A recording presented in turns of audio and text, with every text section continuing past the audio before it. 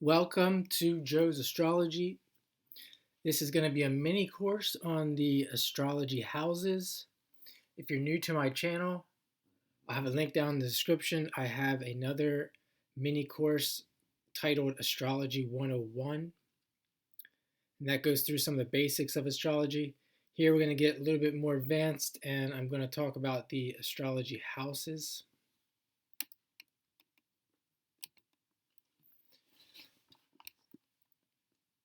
So let's get right into it. The picture on the screen on the right, I have a picture of the astrological wheel, and their houses are numbered from 1 through 12.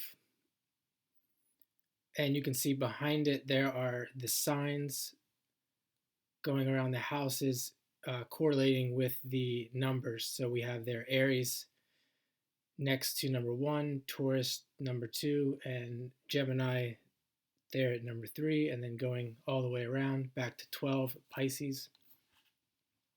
So one thing with the houses to remember is that there are three types of houses. There's angular, succedent, which I spelled that wrong, cadent, and the angular are house number 1, 4, 7, and 10, and they're called angular because they're on the angles. They're also known as the ascendant, the IC, the descendant or DC, and the midheaven or MC. And these are the most powerful of all the houses.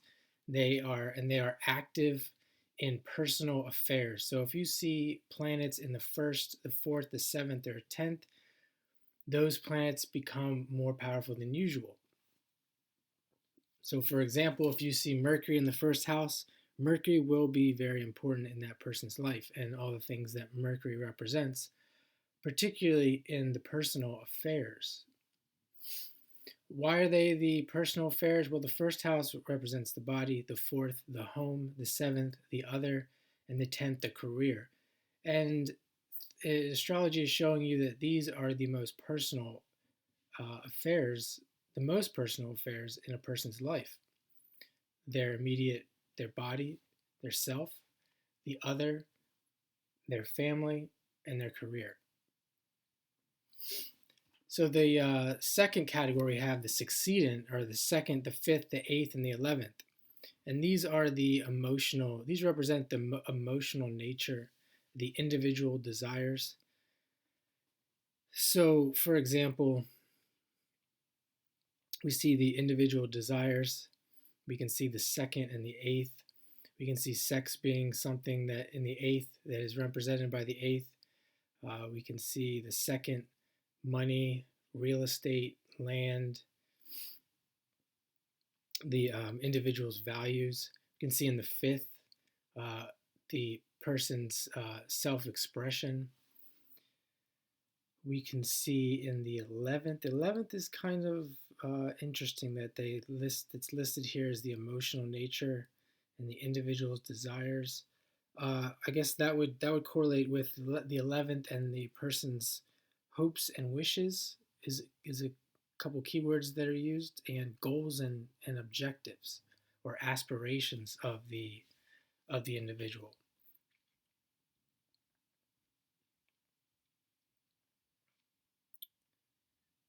We can see that children are also represented by the 5th, and we see that being also part of the desire nature and the emotional nature.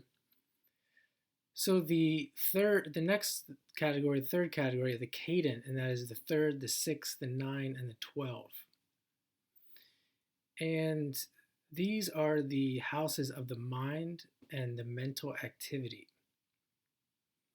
If you're familiar with the signs, you can see the 3rd is Gemini, the 9th being Sagittarius, so the 3rd being the conscious mind, the 9th being the higher mind or higher self, the 12th being the right brain, and the 6th being considered a left brain, ruled by Mercury, and the 12th being Pisces, ruled by Neptune. So we have the imagination, the imaginative mind, the 6th being the again, the conscious mind or the um, mind that has to do with the what's immediate in the person's life, such as his or her routines, etc.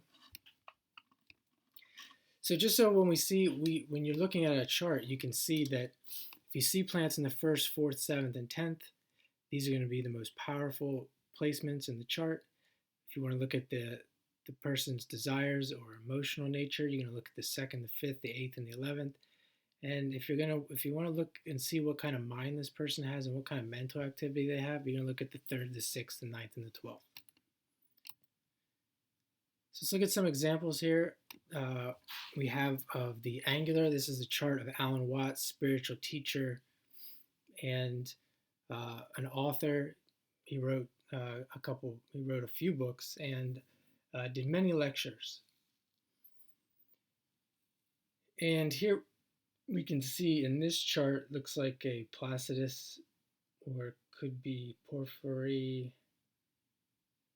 I'm not sure, but it's not whole sign. So we see the Mars, the Sun, and Mercury there near the AC in the first house. So we can see that in his first house, these planets are very powerful, and his self image is very powerful. This man was very active in the spiritual climb and also in lecturing and providing information and teaching.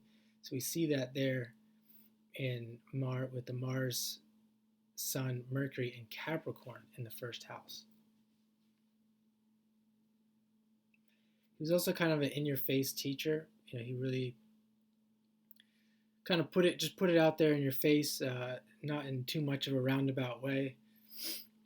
And we can see also he has Pluto and Saturn in the 7th. So we can see his, at a deep soul level, this is a very powerful planet for him, Pluto and Saturn, and everything that Saturn represents in the 7th, especially when it comes to other people. Some would say Saturn is karma, so a lot of the responsibility and karma in this life has to do with other people, and these also would be very powerful planets in his chart. We can even see Saturn in Gemini in the 7th, so him being an orator as well, an author.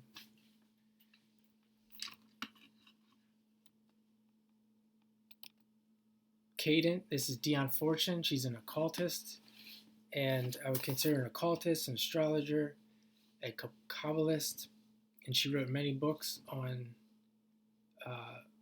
spirituality and magic with a K. And we can see the cadent houses here we have in the 3rd. We have Venus, Sun, part of Fortune, and Mercury all in the 3rd house in Sagittarius. So it's kind of like a double signature. You have in the 3rd, and you also have that Sagittarius, which is one of the other cadent signs or houses. And then on the other side, she has the North Node, Pluto, and Neptune in the 9th in Gemini. She also has Saturn and Moon in the 12th.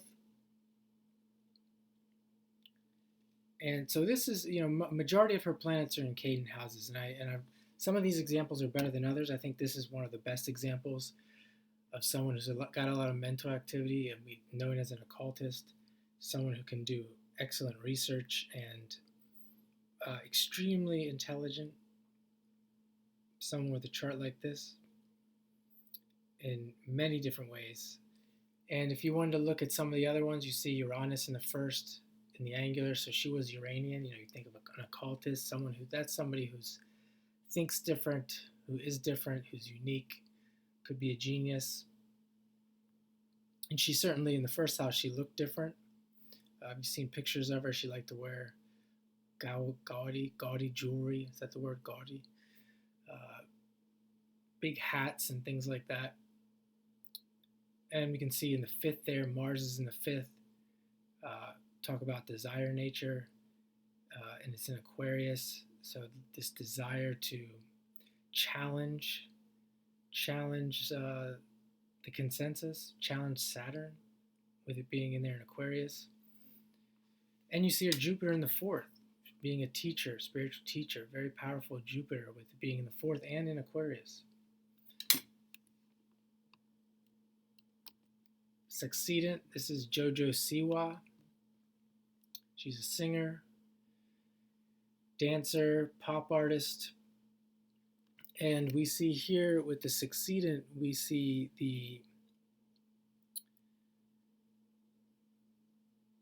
so I skipped around here. So this would be the second, the fifth, the eighth, and the 11th. And we see many planets in the second.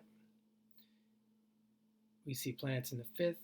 We see our Pluto arguably in the eighth. And Neptune, Mars in the 11th.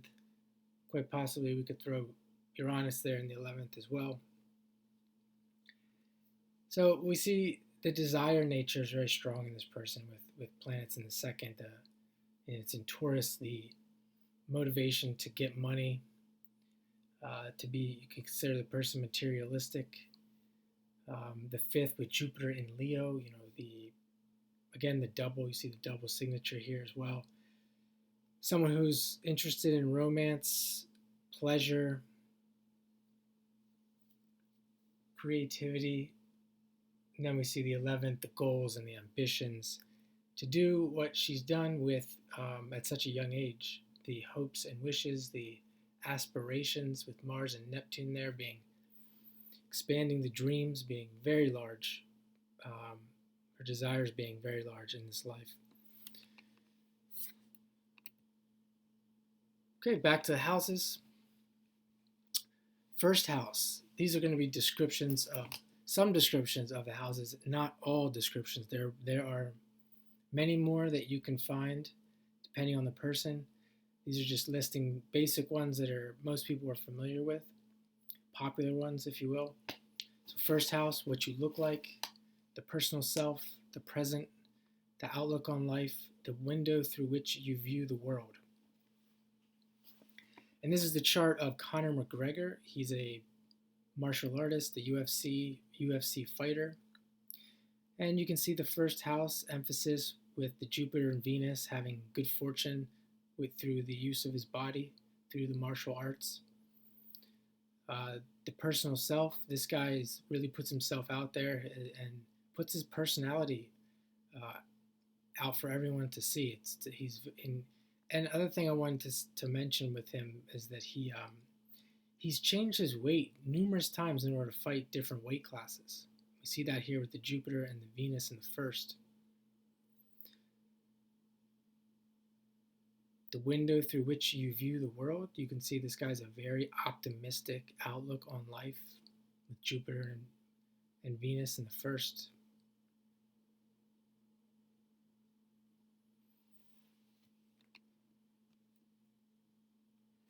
Okay, so the second house, what you own, your resources, financial standing, money, possessions, peace of mind, repository of strongest desires. This is the chart of Oprah, TV show host. And we see there in this emphasis with the Sun, Venus in the second, in Aquarius, and Mercury's there as well, so we can see the money and the fame coming through television, Aquarius,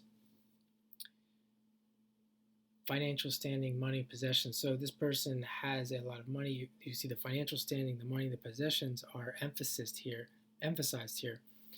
And she has good fortune with Venus there, with her money and possessions there in the second.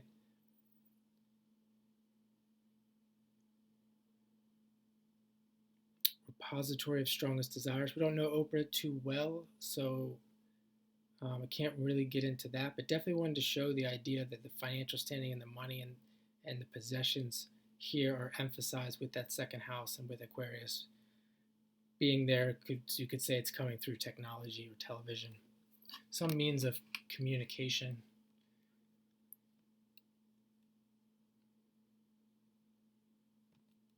Third house, what you think, conscious mind, dexterity, duality, restlessness, early education and environment, short journeys, brothers and sisters, writings, rumors, memory, and speech. So here again, we see Dion Fortune with this emphasized third house. And this is someone who also had a positive, optimistic outlook with that Venus Sun in the third.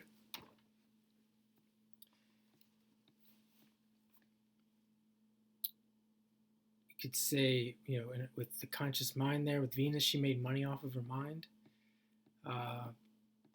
Short journeys. I'm sure she had traveled a lot to do the work that she did for lectures, meeting people. I know she was based in the UK.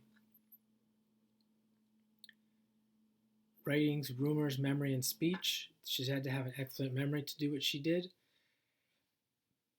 and was very heavily involved in writing, at her being an author. And one more thing, you can see the conscious mind with Sagittarius ruling the third there. That where many people might have day-to-day things on their mind, she had philosophy on her mind. She had higher thinking, the superconscious mind, God. She had God on her mind, things that are godly, etc. So the fourth house is the base of operations, the home, that which is hidden in the depths of the self, the nature of one's residence, the latter part of life, real estate and property, least prominent parent in the life. And this is the chart of Joe Rogan. See, he has Mercury, Jupiter, and Sun in the fourth. I'd say middle. I don't know the full is whole life, but middle life to now, later in life, family is a big part of his life. Real estate and property is a big part of his life. He essentially works from home, I believe, with his show. And he has very personal connections, personal conversations with the people that he brings onto his show. So we could say all these things correlate to the fourth house. He comes across as a guy who cares.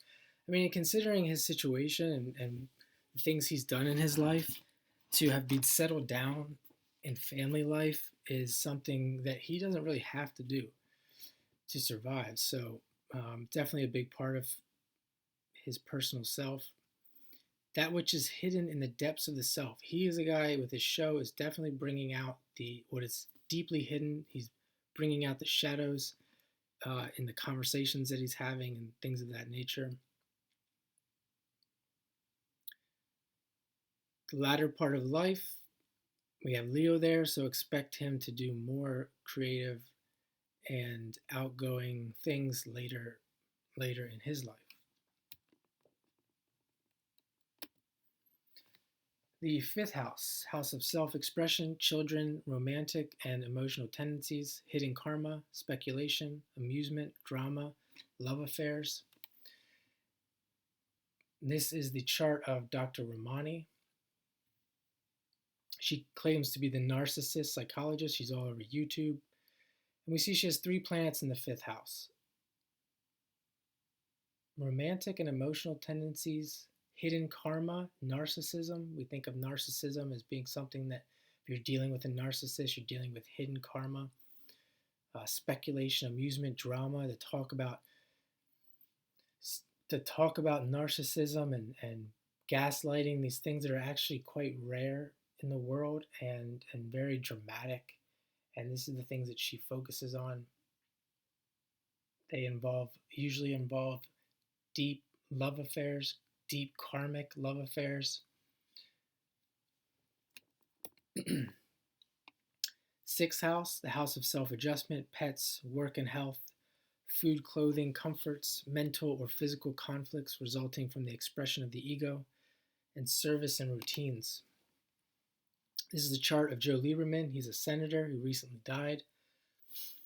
And by the way, I have all these charts on my site, which I'll link down below, where you can see my chart analysis of each one of these charts. So he has Saturn, Mars, and Uranus in the sixth in Taurus. Consider Saturn, Mars being his work, and Uranus, throw Uranus in there as well. Being a senator, it's kind of a unique job.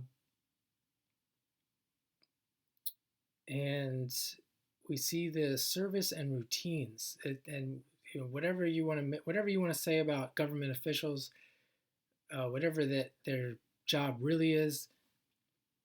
Most people understand that government officials' jobs is a service to society. They're considered there to serve the public, and you see those three planets there in the six of service and routines. It is a very routine-like job, I would say, being in government. And if I knew more about Joe Lieberman, we could see the I'm sure we would see the much needed self adjustment, and you could see also the work and health. The government officials, again, say what you will, they are on duty. I would say for much of the time, they even their entire life they're considered to be on duty. And the food, clothing, and comforts with him, taking care of the public, and by servicing them, he's really concerned with food, clothing, and their comforts. Seventh house, the not self or other, the relationship, the marriage and partnerships, the cooperation or lack of it, open adversaries. This is the chart of Cardi B. She has the Sun, Mercury, Venus, and Pluto in the seventh in Scorpio. With all the Scorpio there and the Sun there, I don't know much about Cardi B, but I'd imagine she has a lot of partnerships. She has a lot of sexual partnerships. She would have to have a lot of relationships and partnerships to make her business work. Being in the music industry, I'd say the music industry is a relationship-oriented industry for the most part. With her music, she could be creating open adversaries. She's a public figure, and she's not afraid to openly disclaim her adversaries in this life, as opposed to maybe the 12th house.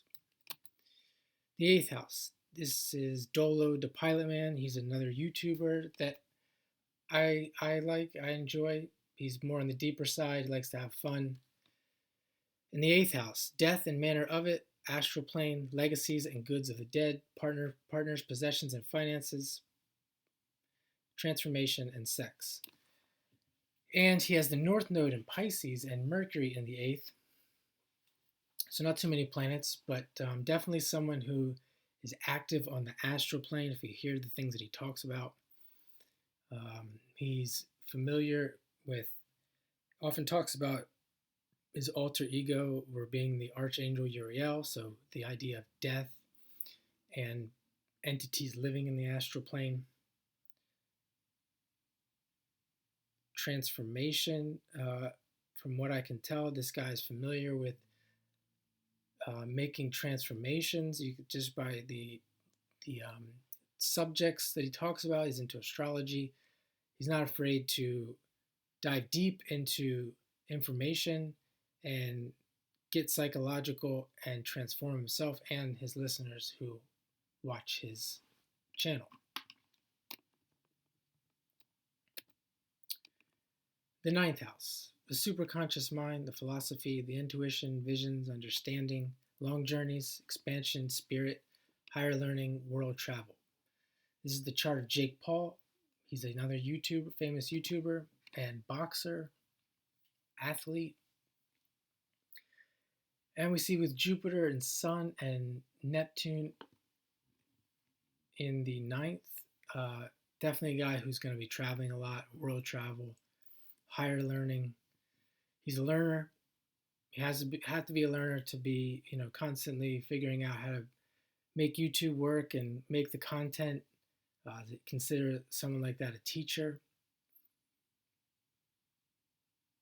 Understanding of what people want to watch. Philosophy.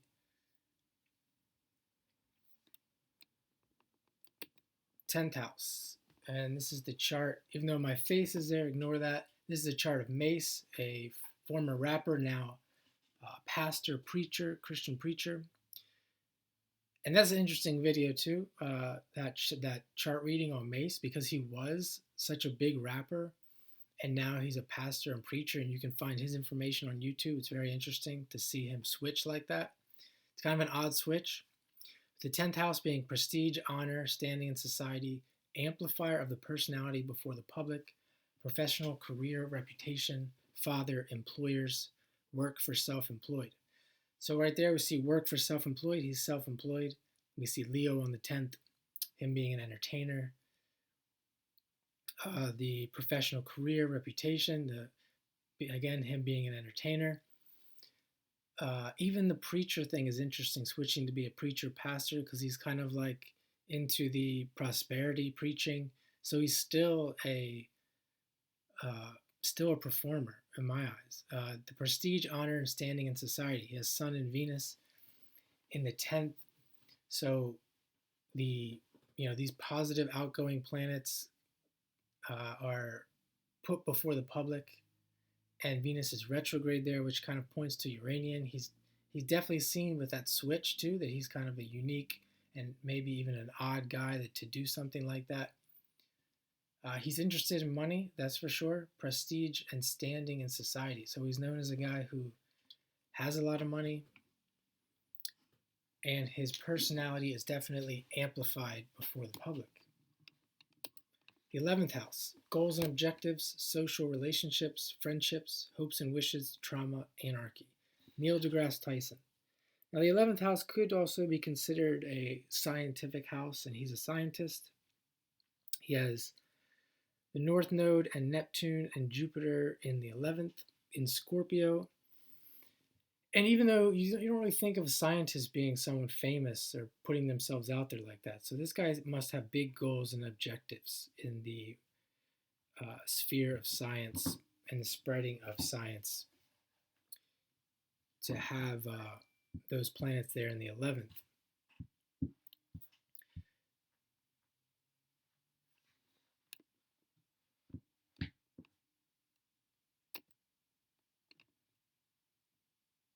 Oh, one more. We could say social relationships with him, with Neptune there and Jupiter. That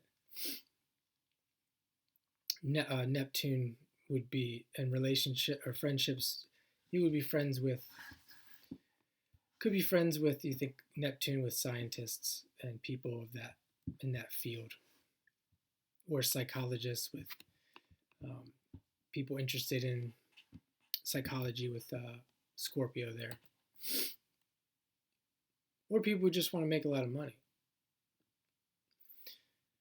12th house, subconscious mind, that which is hidden, self-undoing, frustration, limitation, hospitals and institutions, house of karma, service or suffering. This is a chart of Willow Smith. Will Smith's daughter. She's a singer, songwriter, creative artist. I did that picture in the middle, by the way. It's not that great, but I'm super proud of it for some reason. And I don't think this is the best example for the 12th house, but she does have Jupiter and Saturn in the 12th. And if you look, especially her early music and what the things that she talked about when she was maybe teenager years, was very spiritual and very Eastern, and into yoga and Buddhism and philosophy and in that area. So that's why I'm putting her in here. And she's a musician, with very musical life. Doesn't have to work, obviously, in this life, or that is her work. You could even see the self-undoing as well, and the limitation that some of the way, she has done different music as well, but some of her, I think her real deep interests would limit her, and she knows that, if she really puts it out in front of the public, if that was all she did. Service, having that fight between service or suffering.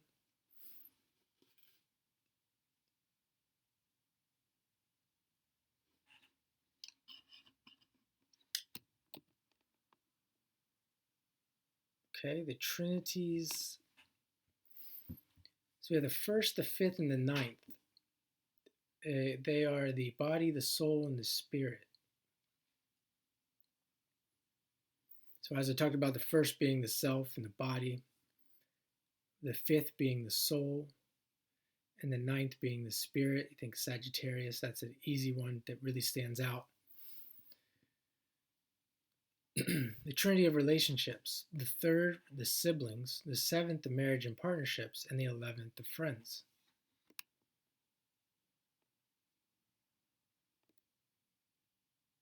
I don't know what the first, I don't have it there. The trinity, it might be trinity of the spirit. The next one, the trinity of wealth, the second, the sixth, and the 10th. The trinity of psychism, fourth, the eighth, and the 12th.